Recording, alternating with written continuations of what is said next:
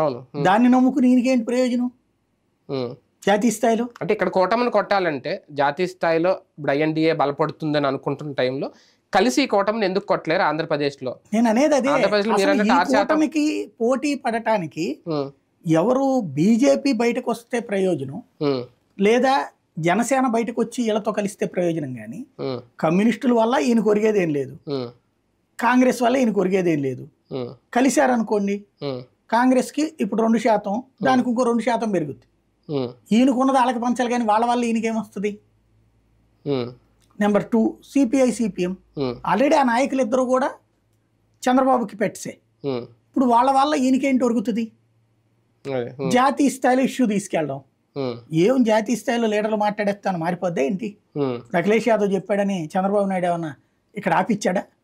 బేసిక్గా మీడియా పరంగా ఇదివరకు జగన్ మీద తెలుగుదేశం వాళ్ళు రాయిపించేవాళ్ళు, నేషనల్ మీడియాలో డిబేట్స్ పెట్టించేవాళ్ళు. ఇప్పుడు జగన్ పెట్టిస్తాడు వాళ్ళతో. ఏముంది అందులో? బేసిక్గా వాళ్ళ వల్ల ఏమన్నా ప్రయోజనం ఉందంటే కూటమిలోకి చేరొచ్చు, నెంబర్ 1. రెండవది ఈ భయం కూడా ఉండొచ్చు ఇంటర్నల్ గా. అంటే ఇక్కడ ఒంటరి అయిపోయారు జగన్మోహన్ రెడ్డి. ఇలాంటి టైంలో కూటమి కొంచెం సపోర్ట్ ఇచ్చింది, ఢిల్లీ వెళ్తే ఒక 8 పార్టీలు వెనకాల వచ్చి నిలబడ్డాయి. అది కనిపించట్లేదా? ఎట్లా అవుతుంది అంటున్నా నేను అనేది. జగన్ ఒంటరిగా ఉన్నా కూడా వాళ్ళు వచ్చారంటే అది నైతిక మద్దతే. అది ఎప్పుడు ఉంటది ఆ నైతిక మద్దతు వ్యక్తిగతంగా. ఇక్కడ ఇంకో లాజిక్ కూడా, వాళ్ళకి ఇక్కడ 40% ఓట్ బ్యాంక్ కనిపించట్లేదా?